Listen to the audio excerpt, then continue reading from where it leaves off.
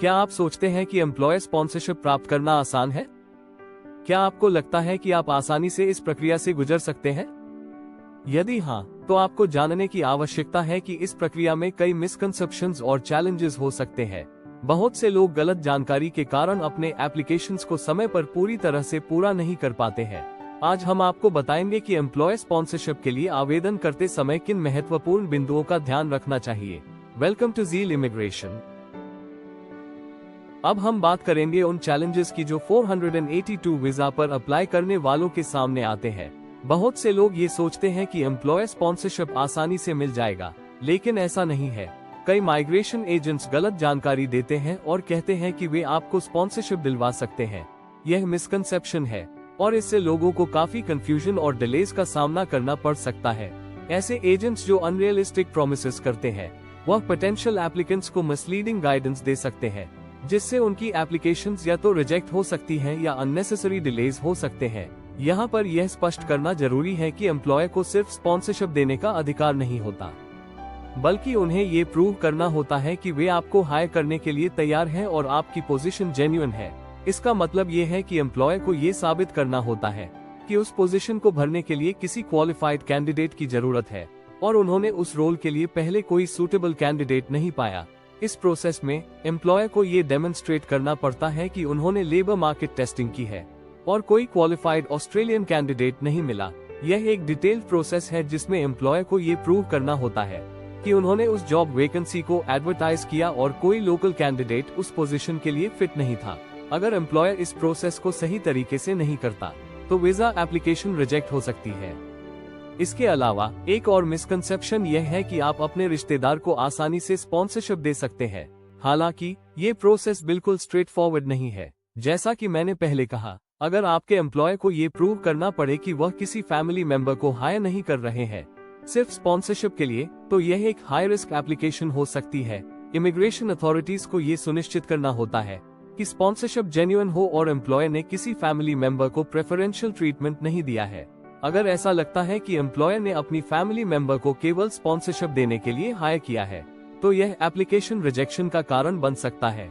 यह एक important factor है, क्योंकि अगर स्पॉन्सरशिप प्रोसेस में कोई भी अनफेयर एडवांटेज दिखता है, तो उसे रिजेक्ट किया जा सकता है। इसलिए एम्प्लॉयर को ये डेमोन्स्ट्रेट करना पड़ता है कि उन्होंने ट्रांसपेरेंट और फेयर हायरिंग प्रोसेस फॉलो किया है।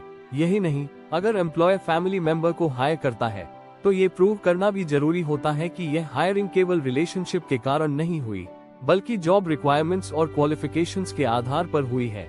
ये पूरी प्रक्रिया इसलिए कॉम्प्लेक्स हो सकती है क्योंकि एम्प्लॉयर को अपनी हायरिंग प्रैक्टिसेस को सही तरीके से जस्टिफाई करना होता है। इसके अलावा बहुत से एप्लीकेंट्स ये भी समझते हैं कि एम्प्लॉयर स्पॉन्सरशिप केवल परमानेंट पोजीशंस के लिए ही वैलिड होती है, लेकिन ऐसा नहीं है। 482 वीजा के तहत ये स्पॉन्सरशिप टेम्पररी पोजीशंस के लिए भी वैलिड हो सकती है, जिनके बाद कुछ कंडीशंस और गाइडलाइंस फॉलो करना होते हैं। अगर एम्प्लॉयर द्वारा स्पॉन्सर किया गया एम्प्लॉय काम में सफल रहता है, तो उसे परमानेंट रेजिडेंसी की तरफ भी रास्ता मिल सकता है, लेकिन इसके लिए एक अलग प्रोसेस और टाइम फ्रेम होता है। इसे लेकर भी कई मिसकंसेप्शंस है। कुछ लोग यह मानते हैं कि अगर किसी एम्प्लॉय को एम्प्लॉयर स्पॉन्सरशिप मिल गया, तो वह सीधे परमानेंट रेजिडेंसी के लिए एलिजिबल हो जाएगा, लेकिन ऐसा नहीं है।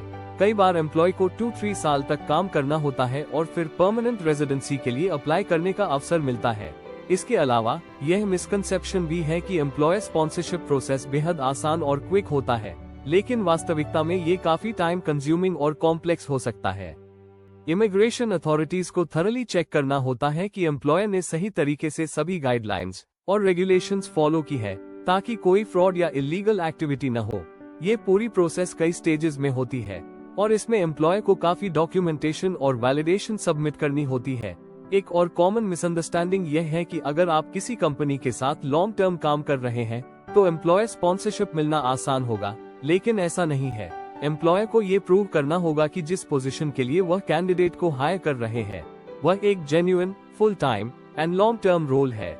अगर पोजीशन टेम्पररी, पार्ट टाइम या प्रोजेक्ट बेस्ड है, तो स्पॉन्सरशिप अप्रूवल मुश्किल हो सकता है।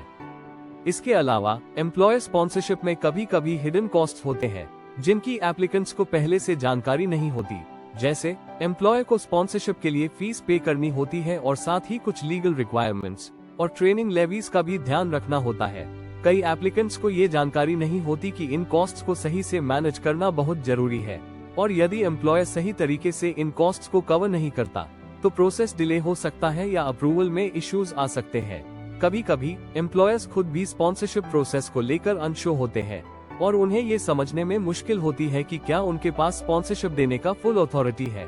कई टाइम्स एम्प्लॉयर्स को नए वीजा पॉलिसीज और चेंजेस का सही नॉलेज नहीं होता, जिससे उन्हें मिस्टेक्स हो सकती है। ये भी एक बड़ा चैलेंज है क्योंकि एम्प्लॉयर्स को सही प्रोसेस को समझने और लागू करने में कंफ्यूजन हो सकती है।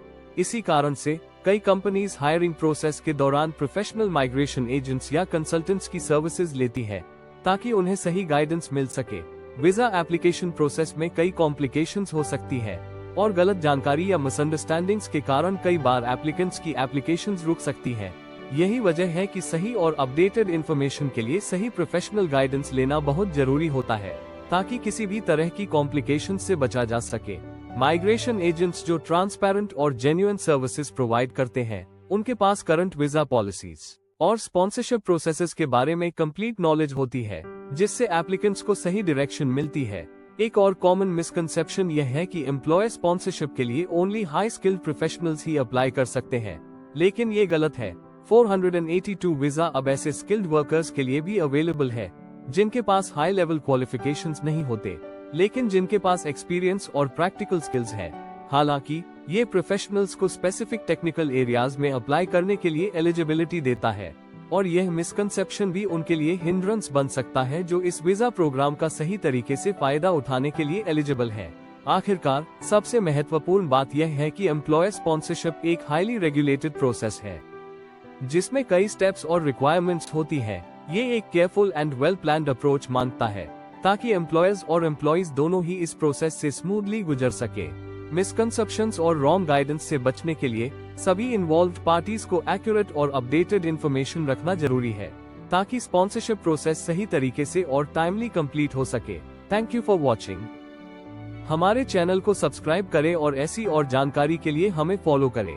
अगर आपके पास इस वीडियो से जुड़ा कोई सवाल है तो नीचे कमेंट में हमें बताएं। Stay tuned for more updates from Zeal Immigration.